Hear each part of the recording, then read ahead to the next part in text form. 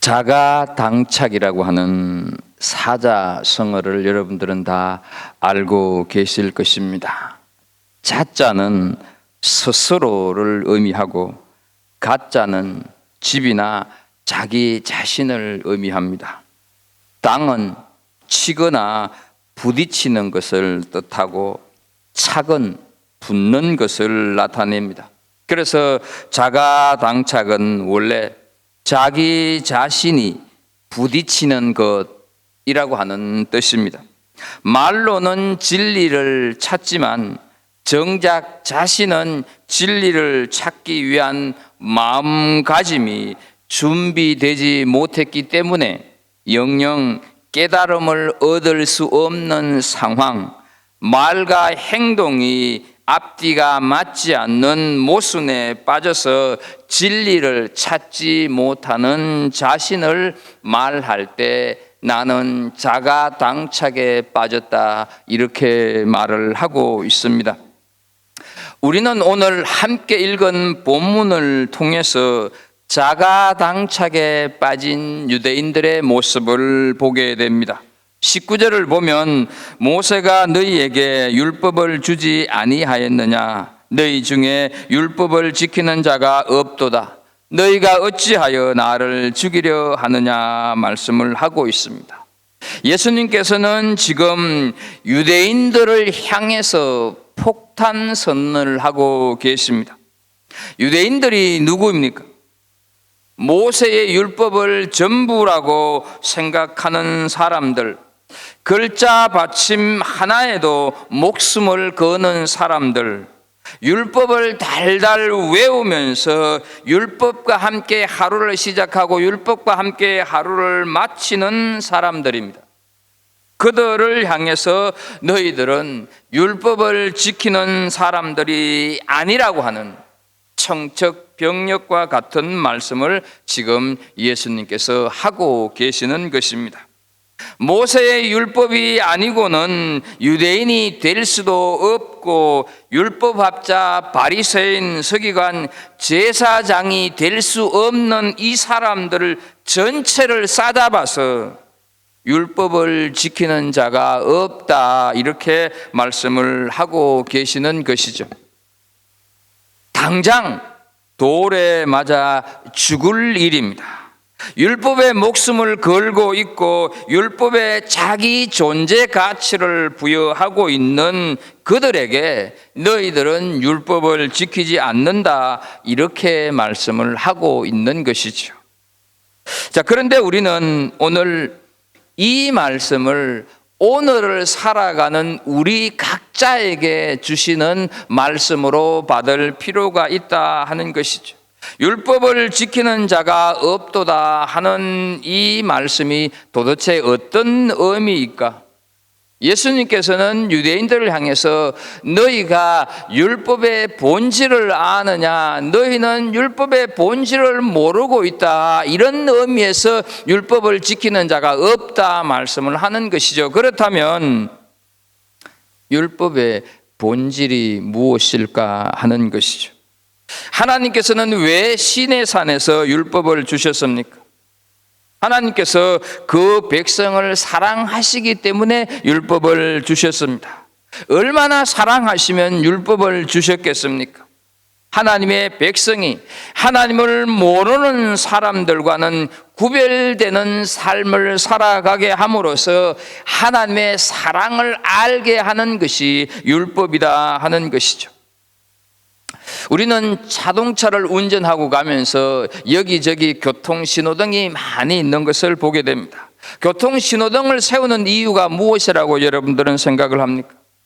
사고를 방지하기 위해서입니다. 왜 사고를 방지하기 위해서입니까? 바로 차 안에 타고 있는 사람들의 생명을 소중히 여기기 때문입니다. 사람의 생명을 귀하게 여기지 않는다고 한다면 신호등이나 교통표지판을 만들지 않을 것입니다. 원래 교통표지판이나 신호등을 만든 이유, 취지는 어떻습니까? 사람의 생명이 소중하기 때문입니다. 그런데 함정 단속이나 한다면 그 본래의 취지, 본질에서 어긋나고 있는 것이죠. 같은 이치입니다. 율법은 우리를 사랑하시기 때문에 주신 계명입니다. 안식일을 지키라 하는 율법은 예배를 드리면서 하나님과의 교제하는 것을 통해서 우리 영과 육이 쉼을 얻으라 하는 것이 안식일을 지키라 하는 율법을 주신 목적이다 하는 것이죠. 그런데 만약에 우리가 365일 1년 내내 일만 한다고 해보세요. 과로로 병들어 죽을 것입니다. 교통법규가 다른 목적을 위해서 사용되듯이 율법이 변질되었기 때문에 율법을 지킨 적이 없다고 단정 짓고 있다 하는 것이죠. 본질을 모르면, 본질에서 벗어나면 아무것도 모르는 것과 같아 하는 것이죠. 율법을 지키는 자가 없도다 하는 이 예수님의 말씀은 결국 예수님이 가지고 계셨던 율법의 기준과 유대인들이 가지고 있었던 율법의 기준에는 엄청난 차이가 있었다 하는 뜻이 되는 것입니다. 그들은 글자 하나하나를 붙들고 벌벌 떨고 있는 것을 율법을 지키는 것으로 알고 있는데 예수님께서는 그게 아니다 하는 것이죠. 이 말씀 속에서 예수님께서 지금 고발하시고자 하는 것은 이들의 영적인 무지를 고발하고 있는 것입니다. 그들은 말끝마다 율법 하지만 실상은 율법의 본질인 사랑을 아는 자, 하나님의 마음을 아는 자가 없다. 그것을 두고 예수님께서는 율법을 지키는 자가 없다 말씀을 하시는 것입니다. 율법을 지키는 자가 없도다 하는 이 말씀은 대단히 심각한 말로 유대인들의 자존심을 송두리째 부수고 있습니다. 뿐만 아니라 19절 끝에 보면 너희가 어찌하여 나를 죽이려 하느냐 하십니다. 사실 이 말씀은 그 무리들을 향해서 하시는 말씀이 아닌 유대 당국자들을 향한 말씀입니다. 무리들은 아직 예수님을 죽이려는 의도도 없었고 모르고 있는 상태입니다. 이에 대한 무리들의 대답이 20절에 나오고 있는 것을 보게 됩니다. 무리가 대답하되 당신은 귀신이 들렸도다. 누가 당신을 죽이려 하나이까? 예수님의 말씀에 유대인들은 매우 신경질적인 반응을 보입니다. 그래서 그들은 당시 유대 사회에서 가장 저주스러운 비난이고 욕설인 당신은 귀신 들렸다 하는 말로 지금 예수님을 몰아붙이고 있습니다. 자기들은 파리 한 마리도 죽이지 못하는 선량한 사람인데 우리가 당신을 죽이려 한다니 그 증거를 보여라 하며 예수님이 괜한 의심을 하고 있다, 이런 뉘앙스를 풍기는 것이죠. 그런데요, 이미 예수님은 요한복음 5장에서 우리가 오래전에 살폈던 요한복음 5장에서 38년 된 병자를 고친 것을 두고 안식일을 범했다면서 유대 당국자들로부터 죽이려고 하는 레이다망에 예수님이 걸려있는 상태였었고 그 음모는 점점 예수님을 조여오고 있었다 하는 것이죠. 그리고 7장, 우리가 오늘 살피는 7장 끝나기 전인 7장 44절 45절을 보면 그 중에는 그를 잡고자 하는 자들도 있었으나 손을 대는 자가 없었더라. 아랫 사람들이 대제사장들과 바리새인들에게로 오니 그들이 묻되 어찌하여 잡아오지 아니하느냐 하였어. 유대인들은 사람들을 보내서 예수님을 잡으려 하고 있습니다. 어찌하여 나를 죽이려고 하느냐? 이 말씀은 글자 그대로 예수님은 이 일 때문에 오신 것입니다. 그리고 이 일 때문에 예수님께서는 예루살렘에 올라가신 것입니다. 정말로 우리가 놀랍다고 여겨지는 것은 이 영적인 무지가 예수님을 죽음의 자리로 몰아간다 하는 것이죠. 예수님께서 예루살렘에 입성을 하실 때 수많은 군중들이 길바닥에 자기 옷을 벗어서 깔고 종려나무 가지를 흔들면서 호산나 호산나 정말로 엄청난 웰컴을 하던 이 사람들이 불과 얼마 되지 않아서 예수님을 죽이려고 하는 폭도로 돌변하지 않습니까? 자신들의 기대와 맞지 않으니까 돌변하는 이 백성들의 영적인 무지를 우리는 조금 가서 알게 된다 하는 것이죠. 누가 당신을 죽이려고 합니까? 반문하는 무리들에게 예수님께서 하시는 말씀이 21절입니다. 내가 한 가지 일을 행하며 너희가 다 이로 말미암아 이상히 여기는도다. 여기서 한 가지 일은 본질적으로는 생명을 살리고 영혼을 구원하는 일을 두고 하는 말씀입니다. 그런데 오늘 본문에서는 안식일에 38년 된 병자를 고친 사건을 가리키는 것입니다. 자, 그런데요, 안식일에 병자를 고쳤을 때 유대 지도자들의 반응이 어떠했습니까? 우리는 오래전에 살폈던 그 요한복음 5장의 기억을 되살리면서 요한복음 5장 16절 말씀을 좀 보도록 하겠습니다. 그러므로 안식일에 이러한 일을 행하신다 하여 유대인들이 더욱 예수를 박해하게 된지라. 조금 내려가서 18절을 보게 되면 유대인들이 이로 말미암아 더욱 예수를 죽이고자 하니.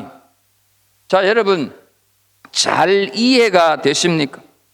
안식일에 사람을 살린 것이 얼마나 심각한 잘못이길래 죽이고 싶도록 정오의 대상이 되느냐 하는 것이죠. 38년을 죽지 못해서 살면서 시들어가는 그 영혼의 회복에는 아무런 관심이 없고 누가 너에게 안식일을 범하는 못된 짓을 했느냐? 그가 누구냐? 그리고 그때부터 예수님을 사실상 체포하려고 하는 그 의도를 공개적으로 드러내기 시작을 했고, 그래서 예수님께서는 지금 어찌하여 나를 죽이려고 하느냐 이렇게 말씀을 하시는 것입니다. 여기에는 아주 중요한 문제가 숨어 있습니다. 유대인들은 율법을 지키는 것을 의를 쌓는 것으로, 공을 쌓는 것으로 생각을 했습니다. 쌓는 만큼 더 어려워지고 사람들에게 자랑할 만한 것이 되었습니다. 예를 들어서 기도를 해도 짧게 하는 기도보다는 길게 하는 것이 더 어려운 것이고, 안식일을 아주 세심하게 지킴으로 인하여서 더 좋은 공을 쌓게 된다고 하는 그런 생각을 가지고 있었습니다. 그러나 예수님께서 원하시는 율법의 본질은 결코 그게 아니었습니다. 기도를 더 오래 한다고 더 어려워지고, 헌금을 더 많이 한다고 더 공을 쌓는 것이 아니었습니다. 문제는 마음이었습니다. 기도하고 헌금하는 것은 마음에서 우러나오는 하나님에 대한 감사와 하나님에 대한 신뢰의 표현입니다. 왜 안식일을 지키는 것입니까?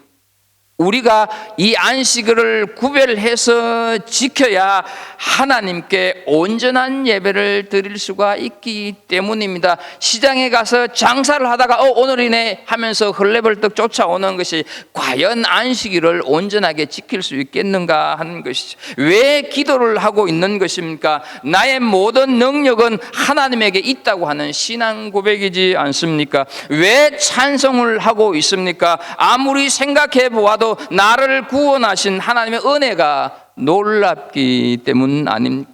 왜 헌금을 합니까? 모든 것을 허락해 주신 하나님에 대한 믿음의 고백, 믿음의 표현이지 않습니까?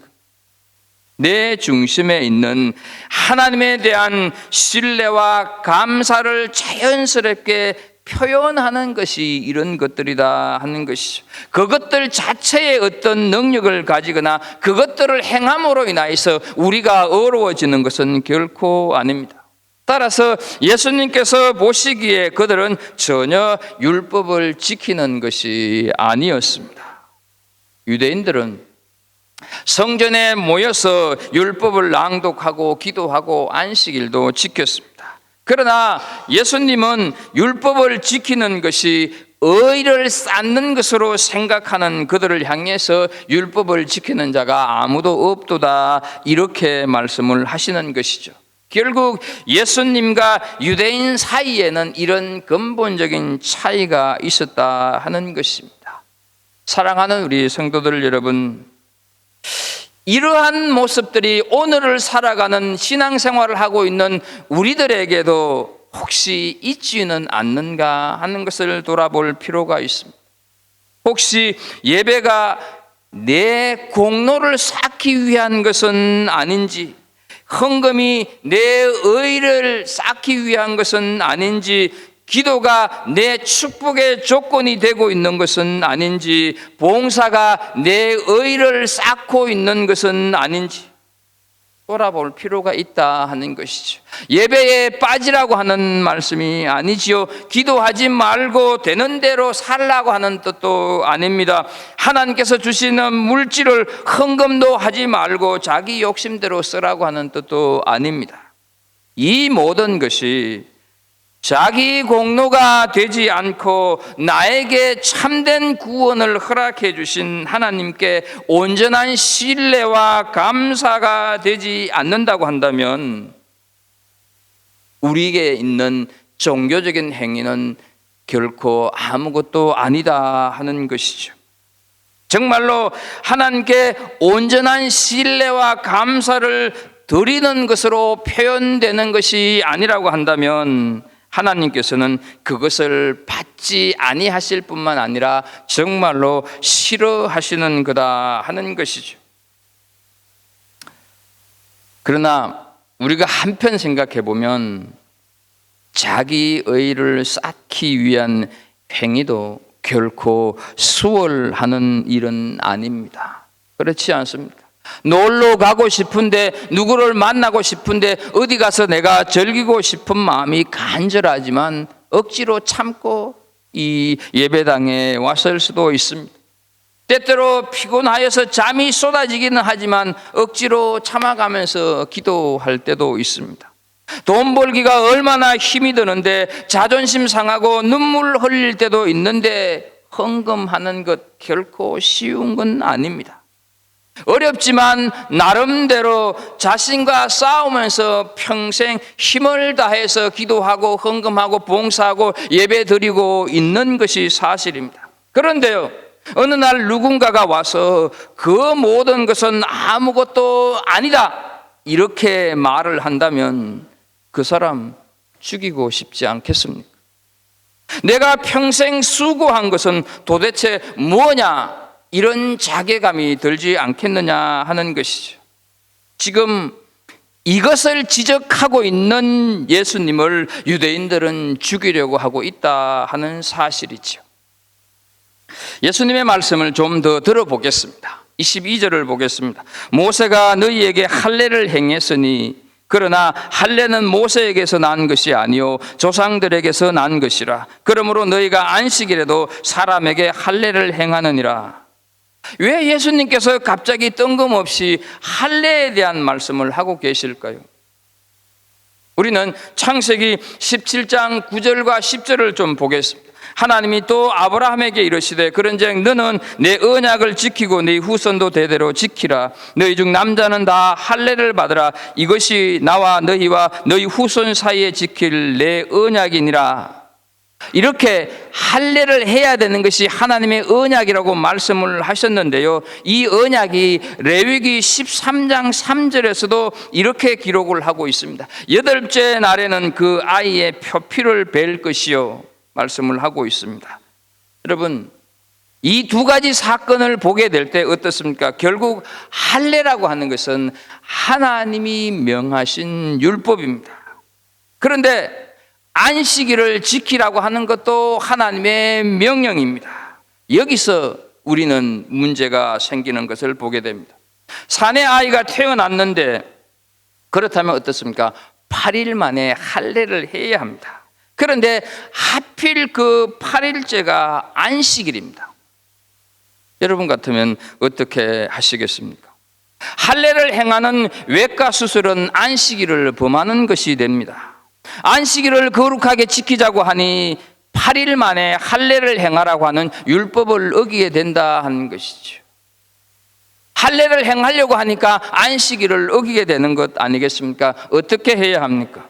하나님의 능력이 2% 정도 부족해서 이런 디테일한 것까지는 차마 깜빡하셨나 보다 이렇게 생각이 되십니까?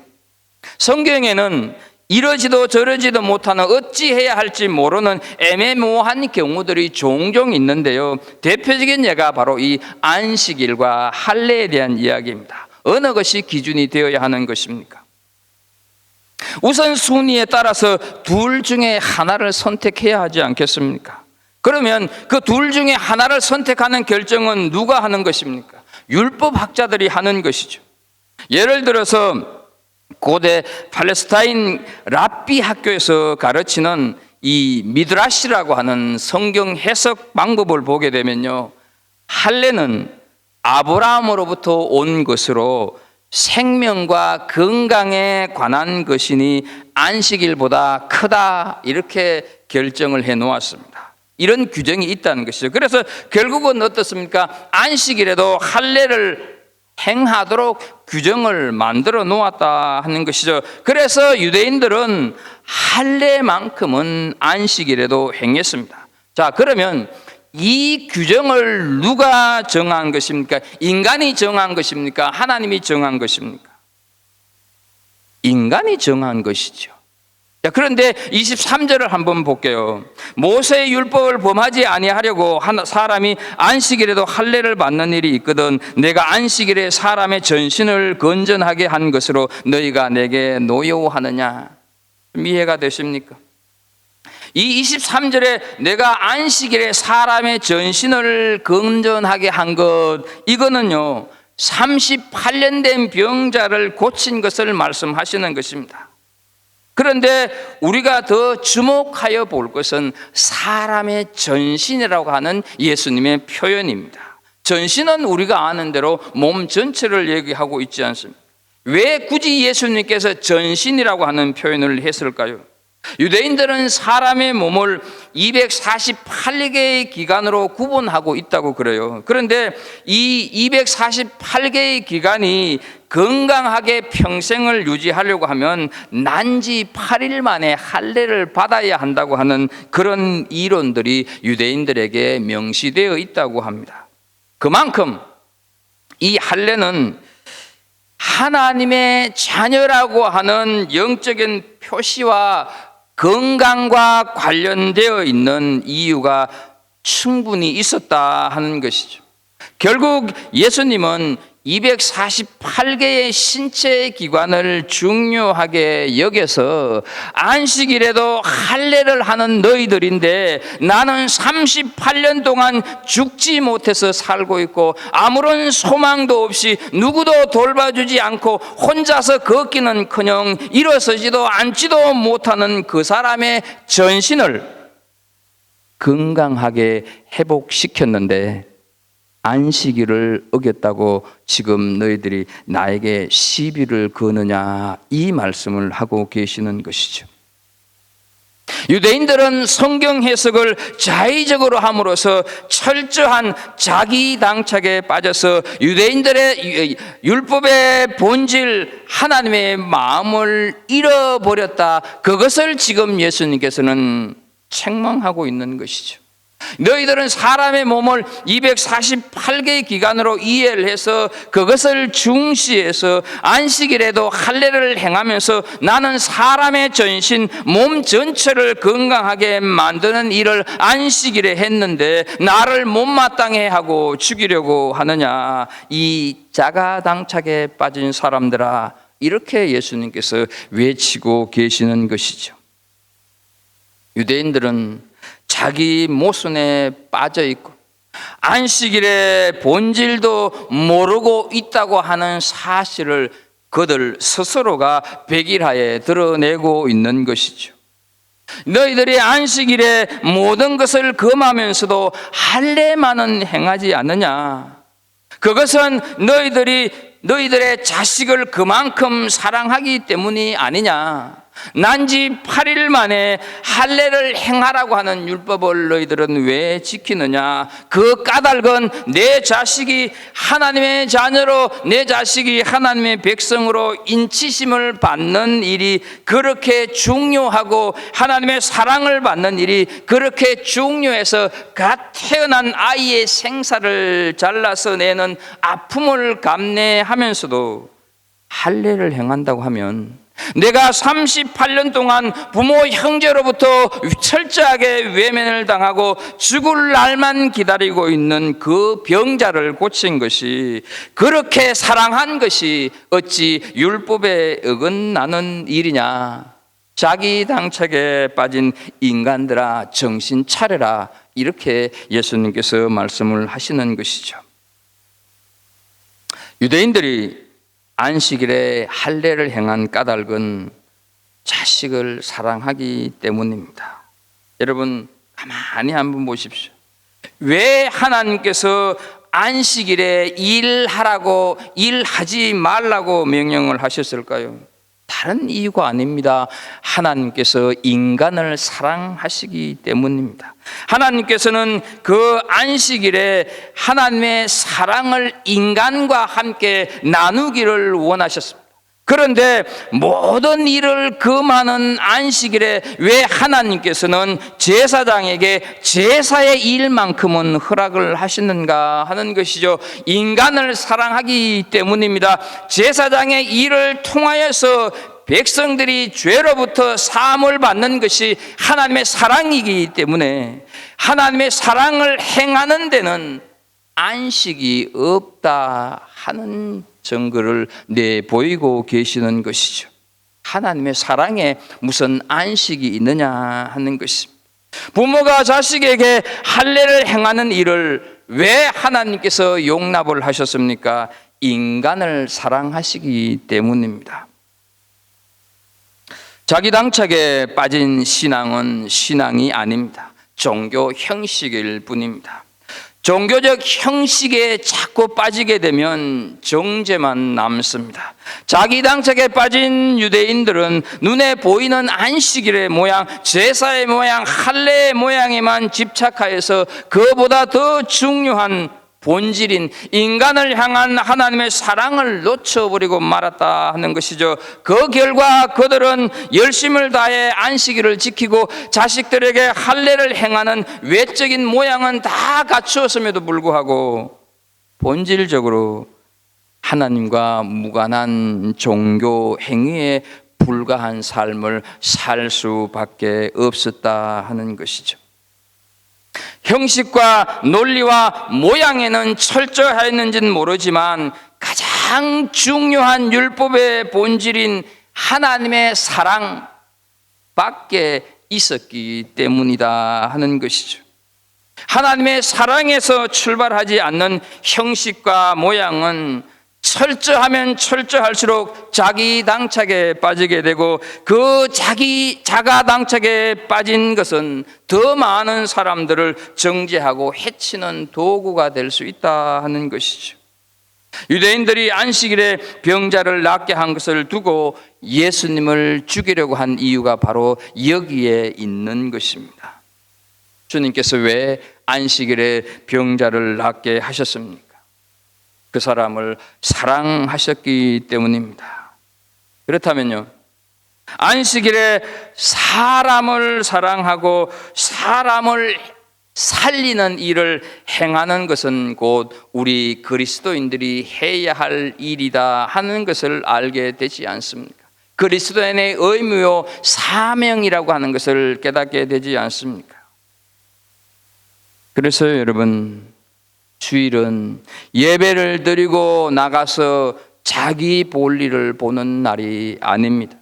예배를 드렸다고 이제 내가 숙제를 다 끝냈다고 하는 생각으로 골프장으로 낚시터로 쇼핑하는 날이 아니다 하는 것이죠. 안식일은 사람을 살리고 영혼을 살리는 사랑을 실천하는 날이 바로 안식일이다 하는 것입니다. 이제 인간의 안식일의 본질인 인간을 향한 하나님의 사랑을 놓쳐버린, 그러면서 자가당착에 빠져 있는 유대인들을 향해서 예수님께서 결론적인 말씀을 하십니다. 24절입니다. 외모로 판단하지 말고 공의롭게 판단하라. 보통 세상에서 율법사의 공의나 세상의 공의는 어떻습니까? 재단하고 분석하고 판단하고 해석해서 거기에 어긋나면 정죄하고 심판해 버리는 것이 세상의 공의지 않습니까? 그러나 하나님의 공의는 하나님의 사랑의 또 다른 이름이라고 하는 것을 알고 계십시오. 이 하나님의 공의가 가장 찬란하게 가장 아름답게 꽃피었던 장소가 어디입니까? 그것이 바로 골고다 언덕 십자가였다 하는 사실이죠.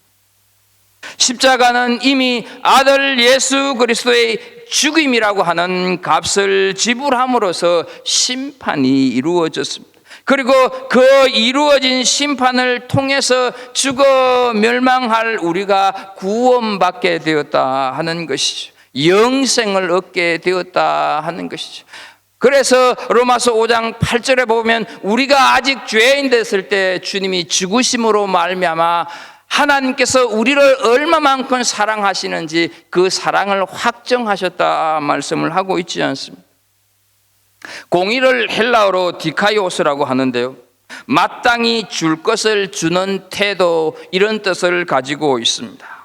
이웃에게, 타인에게 마땅히 줄 것을 주는 태도를 말합니다.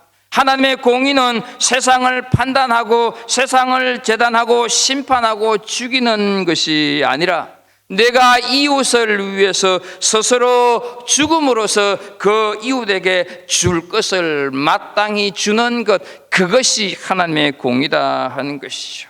이 공의가 이 세상 가운데서 정말로 하수같이 온 땅에 흘러 퍼져야 하는데, 이 세상의 공의는 사람들을 자꾸 죽이고만 있다 하는 사실이죠. 그래서 교회가 회복해야 하고 우리가 평생 사는 동안 분명하게 붙들어야 할 가치는 하나님의 공의, 다시 말해서 하나님의 사랑이다 하는 것이죠.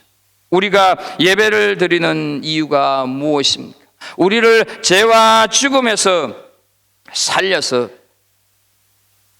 구원받게 해주시고 하나님의 자녀로 삼아주신 그 하나님의 거룩한 사랑에 응답하기 위함이라고 하는 것을 기억하십시오.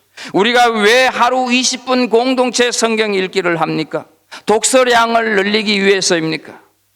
나를 향한 하나님의 사랑을 내가 느끼며 내가 그 사랑 속에 거하기 위함임을 알 수 있기를 축복합니다. 우리가 왜 기도를 드립니까? 정신 수양하기 위해서 기도합니까? 하나님의 그 크신 사랑에 나를 온통 맡기기 위함입니다. 왜 우리가 선교를 가야 하고 선교를 갑니까?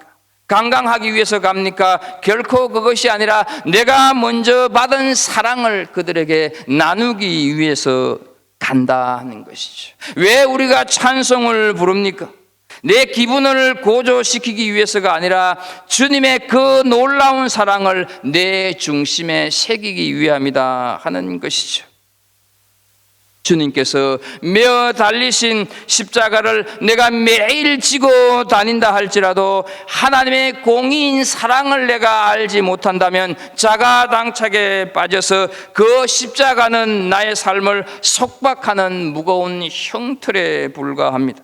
내가 성경을 수십 번 읽을지라도 하나님의 사랑에 거하지 못한 채 성경의 겉모양만 추구한다면 나는 자가당착에 빠져서 성경을 읽으면 읽을수록 이웃을 정죄하는 이중인격자로 변모해 갈 것입니다. 내가 쉬지 않고 기도한다 할지라도 그 기도가 내 자신을 하나님의 사랑에 맡기기 위함이 아니라 내 욕망을 성취하고 내 세속적인 야망을 위한 것이라고 한다면 자가당착에 빠져서 그 기도는 거듭될수록 내 자신을 이기적인 인간으로 만들어 간다 하는 사실을 기억해야 합니다. 내 전 재산을 다 팔아서 구제를 한다 할지라도 내가 사람의 겉모양만 보고 이웃을 판단한다면 자가당착에 빠져서 내 구제는 오히려 그 사람의 가슴을 찌르는 칼이 될 수도 있다고 하는 것을 기억하십시오. 외모로 판단하지 말고 공의롭게 판단하라고 하셨습니다. 눈에 보이는 것 때문에 하나님의 공의인 사랑을 놓치지 않는 은혜가 있기를 간절히 소원합니다. 하나님의 공의는 다시 말해서 생명을 살리는 것인가 아닌가 이것으로 우리의 선악을 구분해야 한다 하는 사실입니다. 이것이 생명을 살리는 일인가 죽이는 일인가 이것을 우리가 기억하면서 우리가 포기하지 말아야 할 교회의 존재적인 가치, 우리 성도 한 사람 한 사람의 가치가 바로 하나님의 공의인 사랑에 있다고 하는 것을 기억하십시오. 자가당착에 빠진 신앙인이 아니라 하나님의 사랑, 하나님의 마음을 헤아리는 신앙인이 되었어. 이 땅에 하나님의 공의로 하나님의 사랑으로 살아가는 삶을 실천해냄으로 인하여서 정말로 회파되어지고 죽어가고 있는 이 땅을 회복시키는 데 동참하는 우리 성도들이 될 수 있기를 주 예수 그리스도 이름으로 축복합니다. 하나님 아버지, 우리가 신앙생활에 연조가 쌓이면서 내 자신도 모르게 자가당착에 빠지는 신앙인이 될 수 있는 위험성이 도사리고 있음을 믿습니다. 아버지, 우리의 신앙을 다시 한번 살펴보면서 행여나는 자가당착에 빠져 있는 그런 신앙인은 아닌지 돌이키게 해주시고 참으로 하나님의 그 본질인 사랑을 우리가 실천하는 삶을 살아가게 해 주옵소서. 골고다 언덕에서 십자가에서 참으로 하나님의 사랑을 찬란하게 꽃피웠던 그 사랑 때문에 우리가 구원받았음을 기억하고 우리 역시 그 사랑을 이웃들에게 실천하는, 그래서 이 땅이 하나님 보시기에 조금이라도 더 아름다워지는 땅이 될 수 있도록 그렇게 삶을 사는 우리들 되게 하여 주옵소서. 예수님의 이름으로 기도합나이다. 아멘.